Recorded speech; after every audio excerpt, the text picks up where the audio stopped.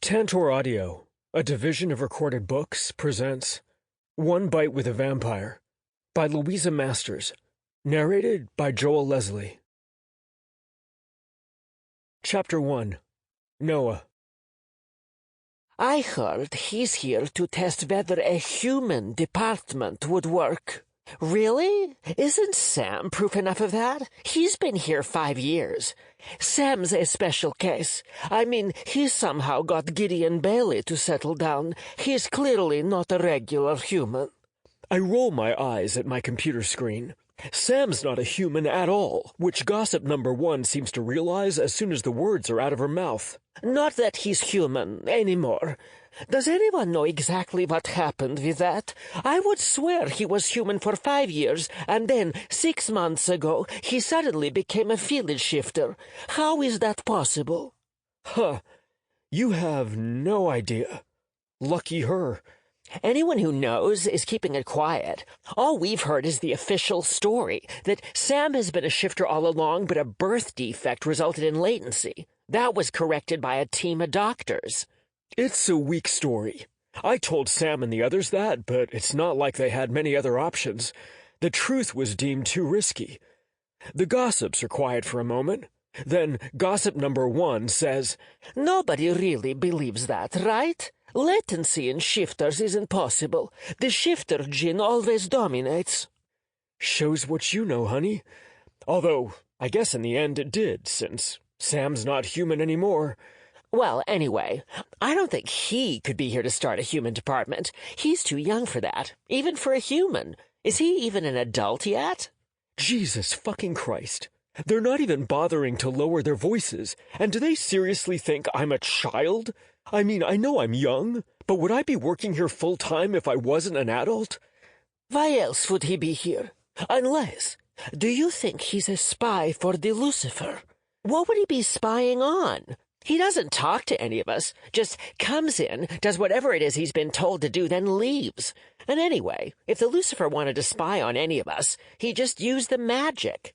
As if her words conjure it, I feel the magic, the fabric of existence, brushing up against me. It's the weirdest thing ever, and I say that as I sit with a demon at the next desk and a vampire talking on the phone over by the window. I never felt it before in my life until the sensation of the magic around me sharpens, thickens almost, like water brushing against my skin. Man, this is eerie shit. Pissed off and creeped out, I spin in my swivel chair and look right at the gossipers. I recognize them. They don't even work in this part of the office. They've literally just come here to gape at me and speculate. I can hear you, you know. I'm human, not deaf. Take your disruptive selves somewhere else. The one on the left looks abashed and takes a small step back, as if preparing to leave, but the other one sneers. Perhaps you shouldn't be eavesdropping on private conversations, human. A hush falls. Everyone who's close enough to hear is suddenly straining to listen, while at the same time trying to look casual. Part of that is because gossip number 1, whose name I think is Nikita, just used the word human like it was a slur, and CSG has a pretty strict non-discrimination policy. The other part is because I've been an asshole to them all before, and they know what's coming. I get up and look her up and down. I'm pretty sure she's a succubus, but it's hard for me to tell the difference between species sometimes. Most times. Still, some insults work across all species. Look, I get that someone with limited power like yourself might not have sensitive hearing, but those of us who have more power or are human don't have that problem. So when you shout, we all hear you. I raise my voice a little as though to make up for her hearing loss.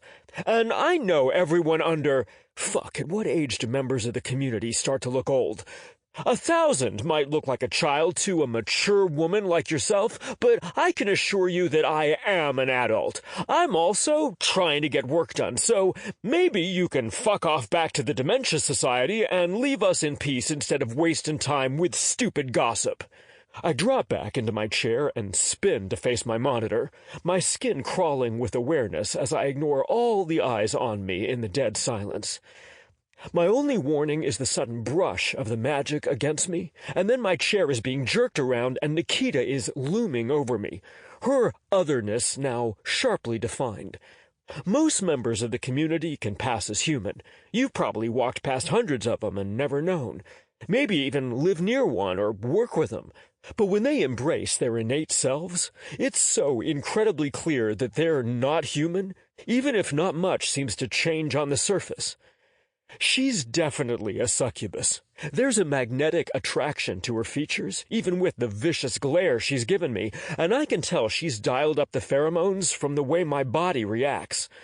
I'm not even into women, but my dick is starting to stand to attention.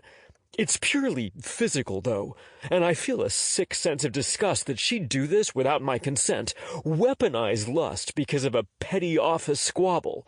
At the same time, I'm pretty sure I'm not supposed to be able to think this clearly. Isn't there supposed to be some kind of mental euphoria with a succubus whammy? That's meant to be part of the attraction, or so my sketchy research has told me. What's going on here? The sharp voice cuts through the tension in the room like a whip strike, and Nikita stumbles back from my chair. There's a sudden flurry of people doing their jobs. I look over at the man striding toward me.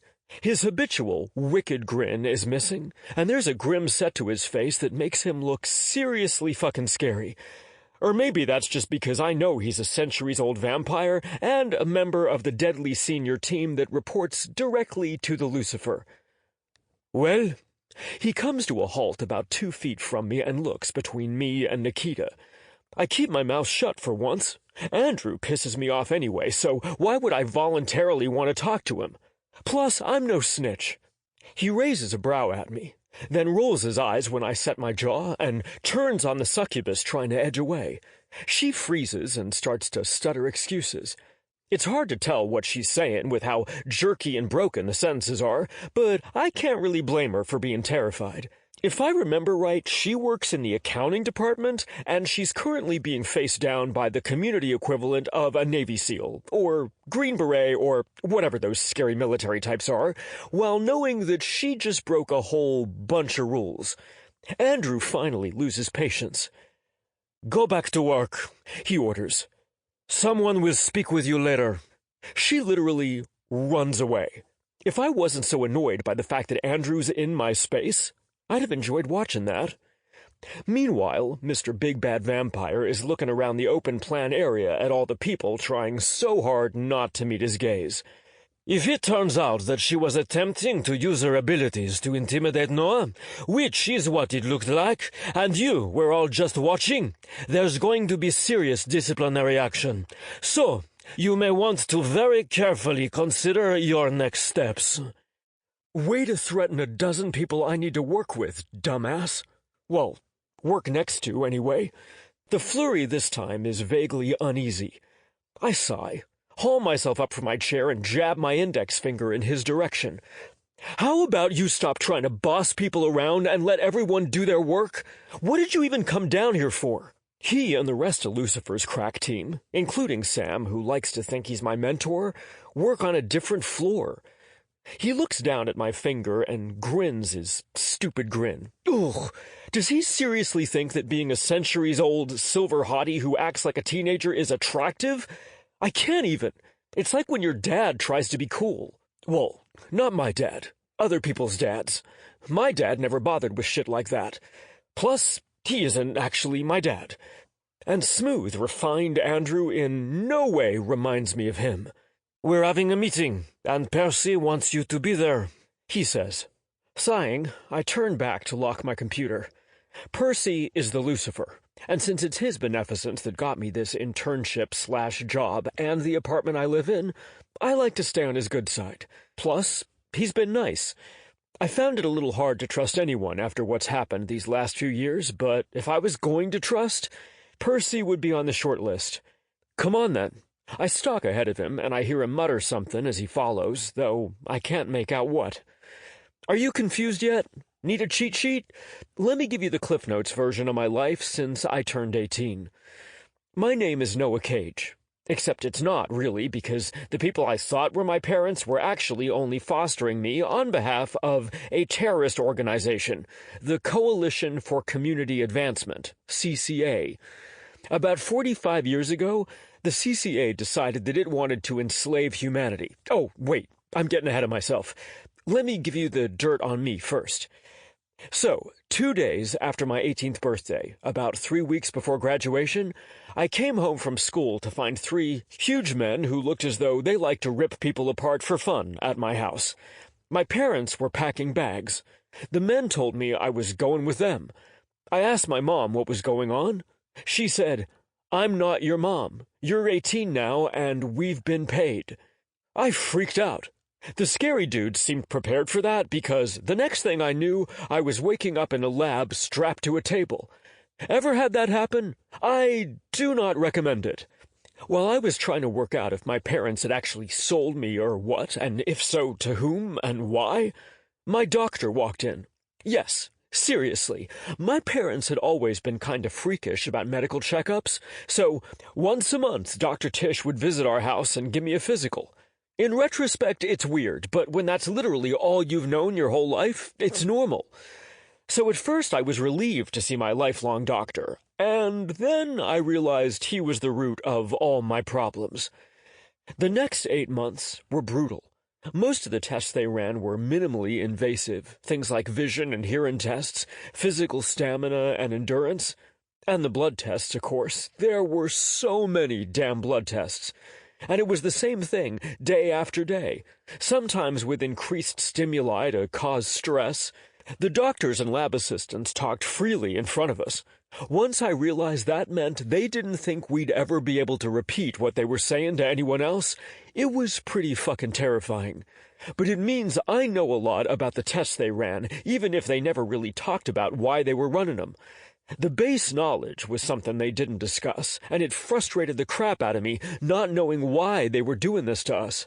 Because, yeah, I wasn't the only one there. I'm not actually sure how many of us were being tested, but the cell/dorm I lived in had 3 other guys in it, and the hallway it was in was lined with doors. I guess I could find out the number now if I really wanted to. There are records, but knowing how many others were victims like me isn't going to make me feel better. I stabbed the button for the elevator, trying to block out the sound of Andrew chatting with someone. "Keep telling them that if they didn't bring the cookies, I wouldn't eat them. That makes sense, right, Rania? It's not my fault they bring delicious cookies that mesmerize me into eating them." Oh, seriously? It's enough to make me want to take the stairs. Except I have no doubt he's much fitter than I am and would probably talk to me all the way up. Unfortunately, we're not the only people who get into the elevator, so even though I still have to hear his voice, at least he's not talking to me. So, where was I? Right. Imprisoned by my childhood doctor for tests I didn't understand the purpose of. Like that wasn't horrible enough. There was something really weird about all the people at the lab compound, like weirder than you'd even expect for scientists and guards who were conducting medical tests on unsuspecting teenagers. At first I thought they were doing some kind of cosplay with fangs and horns, or that I'd ended up in the middle of one of those creepy Dracula-worshipping cults. Or maybe Satanists. I mean, if you wanted to worship the devil, you'd probably be okay wearing fake horns, right? But then one day, I saw one of the guards change into a huge dog. If shapeshifters were real, that meant the vampires and demons probably were too, which made the tests they were constantly doing even scarier. And then came a day when one of the lab assistants and 2 guards came into our dorm and started injecting us with some shit. It wasn't the first time. Usually after the injection we'd have to do something physical, and then they'd take blood. But it was the first time my roommates dropped unconscious to the floor after they'd been injected. Major creep out, right? So when there was a distraction and nobody was looking at me, I just dropped and pretended to be unconscious too. Whatever was in that syringe, I did not want it, and I can't emphasize how damn lucky I was that day, because I found out about 20 seconds later that my roommates weren't unconscious. They were dead. The testing was done, and we weren't needed anymore. Ever been dragged through hallways to an incinerator? Also not on my must-repeat list. My amazing luck kicked in again, because the guards decided to bring all the test subjects down before loading us in, and as soon as they left, I was out of there. I never considered myself a lucky person before then, but I can't argue with the fact that something was on my side that day. And for almost a year after, because while I managed to escape being incinerated, I couldn't find a way past the guards at the entrance to the complex. The place was huge, though, and as long as I slept in short snatches and kept moving around, nobody knew I was there. I had a few close calls, and every time I heard a guard or scientist muttering about the human stink trapped in the HVAC system, or one of the kitchen staff complaining that supplies were short, I'd break out in a sweat, but they were so damn arrogant that it never occurred to them that one of their test subjects might have survived. The elevator doors open, and I stride out, leaving Andrew behind. He knows where he's going, and I don't need to hang around so he can finish talking about the time he made cookies and accidentally used salt instead of sugar, then brought him to work and gave him to the hellhounds in one of the investigative teams. Although, after having to deal with those hellhounds, I would have paid money to actually see it. I head down the hallway, peering into each meeting room as I pass until I find the one I need. I knock on the open door. "Hi, you wanted to see me?" Percy smiles at me from across the table. "Yes, thank you for coming, Noah." I enter the room and make for an empty seat at the table, coincidentally beside Sam, who's taken me under his wing whether I want to be there or not. And I can't tell him to back off because his boyfriend is fucking terrifying, even for a demon. The only time Gideon smiles is at Sam.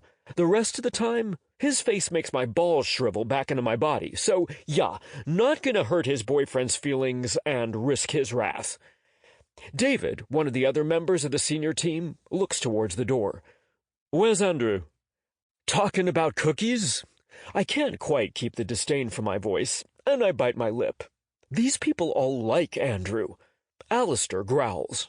"He better not be telling the story about the time he tried to poison us, that low-down son of a bitch." Well, Alistair might not like Andrew. Come to think of it, they do bicker a lot. Suddenly, I like Alistair a whole lot more. "I'll go get him," David mutters, but he's grinning as he leaves the room. Sam leans in. "Everything okay? You seem tense." That makes me tense up even more. There's no real privacy among the community. Half the time they can smell what you've been doing or your feelings, or sense them in some weird way. I didn't even know that tension had a smell until I met these people. I force a smile, because even if Sam is overbearing sometimes, he's the reason I'm here and not still trapped in the lab complex. Plus, his heart is in the right place. And Gideon is sitting on his other side, listening. "I'm good," I murmur. "Just, some office politics downstairs." He frowns, but I'm saved from having to say anything else when David comes back, followed by Andrew. They close the door and take their seats, and suddenly all eyes are on me. "Noah, we've been talking about your situation, and I want to thank you again for all the information you've provided for us. I know your time at the compound was traumatic for you, and I wish it had never happened, but the bits and pieces you picked up while you were there have been invaluable." I don't know what to say to that, so I just nod awkwardly. These people freed me from the underground lab complex and gave me a job and a home. Telling them what I overheard while I was trapped there seems like a small price to pay. "We also appreciate having your permission to review the test results and other information that was in the file Dr. Tish and his team had compiled." I shrug, still feeling awkward. None of the information in it would have made sense to me, and I wanted to understand what I wanted to understand. Because I don't. I don't understand. Even though it's been explained to me several times, I can't quite grasp it. The CCA wanted to enslave humanity. To do that, they needed to improve the fertility level of the various community species so humans wouldn't outnumber them. Community fertility is substantially lower than human. They used sorcery to modify half-human, half-other fetuses in utero. Then, 2 decades later, they took egg and sperm samples from those modified people to create the next generation, my generation, and see if we were born human. Apparently that's what all the testing was for, to see if any of our community genes had survived. The way it's been told to me, if a person has any community blood at all, it'll dominate. So, if your 6 times great-grandfather was a demon, you will be a demon, even if his partner was a human and all his descendants procreated with humans. Which means the fact that I have a vampire grandfather, but am completely, entirely, 100% human, violates the natural order of things. The way the world works, I should be a vampire. I don't know how I feel about that. I hate everything that's been done to me, and I definitely don't like the idea of being the result of an experiment, but I was raised human. The thought that I should be, a vampire is creepy. The whole situation is just fucked up. On the plus side, the CCA has been all but disbanded. Most of the players are in prison awaiting trial.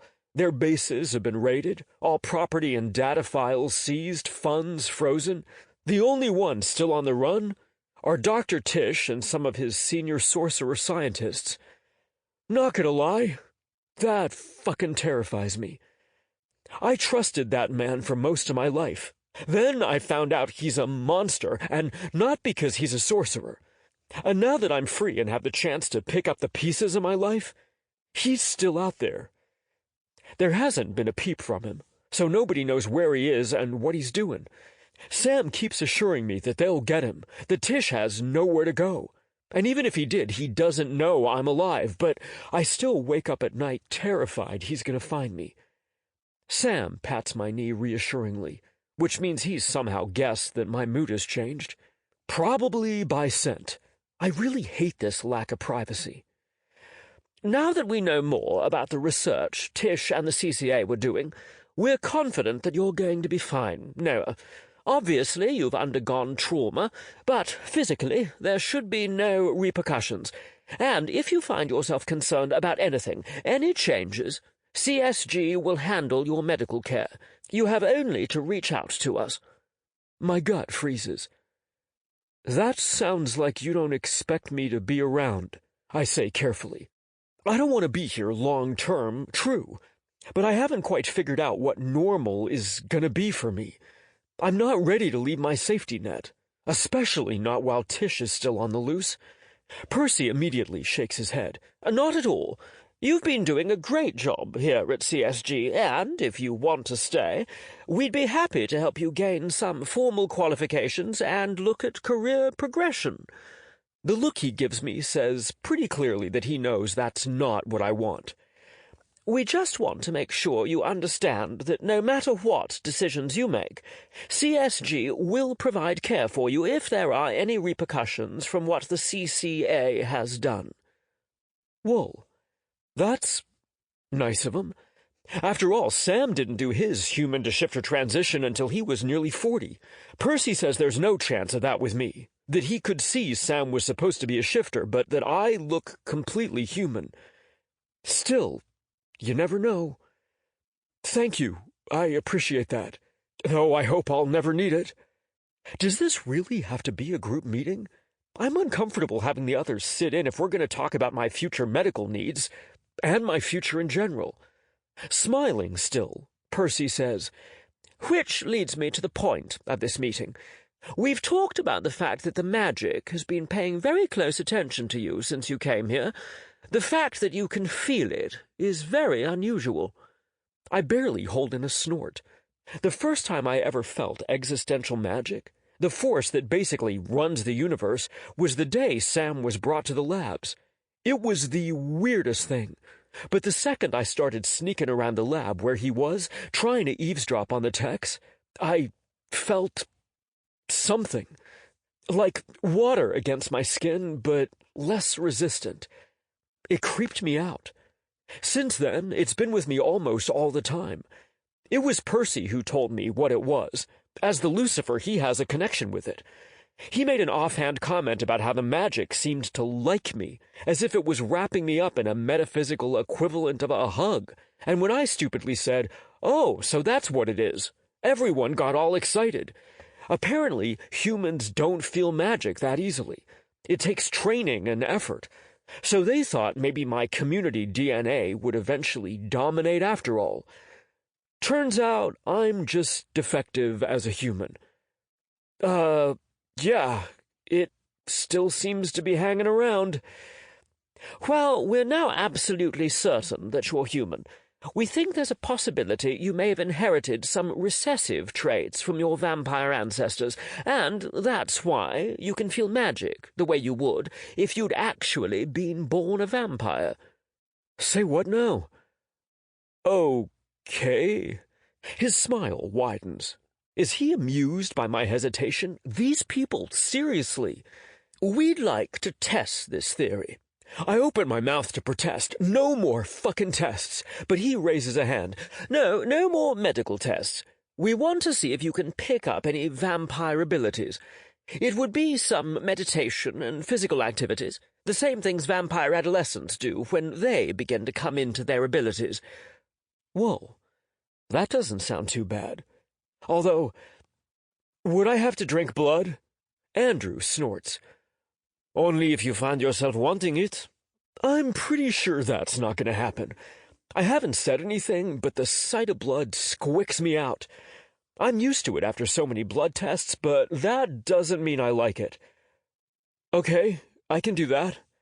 Sam pats my knee again, this time with approval. Hopefully you'll find you have some latent abilities we can bring out. I'd feel more comfortable if you had an innate ability to defend yourself. I hadn't even thought of that, but fuck yeah.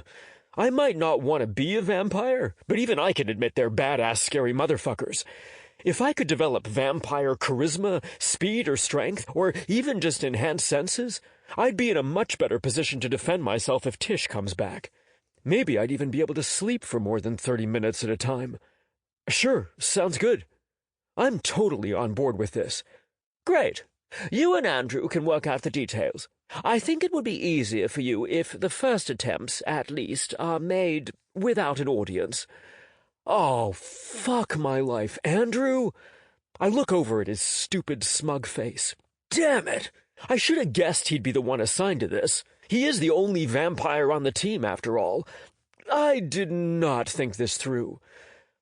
Does Andrew have a lot of experience guiding adolescent vampires? I make a desperate attempt to retrieve the situation. Maybe someone who actually has kids? Crap. Does Andrew have kids? He's been around, according to gossip, for over 800 years, so maybe they're all grown up. Maybe he has dozens. I mean, I can't stand him, but that doesn't mean he's not seriously hot. People would want to have sex with him. Hell, if he was gagged and had a bag over his head, I'd even think about having sex with him.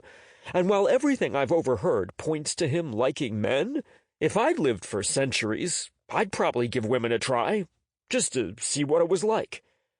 Everyone is staring at me. Do you not want me to help you? Andrew asks. On the surface, he sounds concerned and a little hurt, but there's a twitch to his lips and a sneaky gleam in his eyes that tells me he's screwing with us. Fucking dick. You're so busy, I say, laying on the whole innocent act, although I don't think anyone in this room will fall for it. They've been around me enough to know better, even Percy. I wouldn't want to take you away from anything important. As soon as I say it, I know I'm toast. He shakes his head, grinning broadly. Oh, no, Noah. Nothing is more important than you right now. I'll happily sacrifice my free time to help you. I think about arguing, but is there really any point? Instead, I manage a grimace/smile. Great, thanks. Really looking forward to it. Sam coughs and David clears his throat, lips pressed together like he's trying not to smile. Andrew, the asshole, claps his hands. Great! Can't wait to get started. In fact, we can start today. You're such a dickbag, Alistair tells him, then turns to me. If you accidentally maim him, that's okay. Good to know. Yeah, I definitely like Alistair. Not good to know, Sam chides. Holy crap, it's hard enough riding herd on this lot. Don't make it worse, Noah. He's smiling at me, though, and I get the feeling that he likes seeing me comfortable with the team. Like I said, Sam's appointed himself as my mentor/father figure. He wants me to be happy and goes out of his way to make it happen. I honestly don't get it. Percy clears his throat. We might leave it here, then. Noah, we'll give this theory some time, but if it turns out not to be valid, I have some other ideas about why the magic... Sample complete. Ready to continue?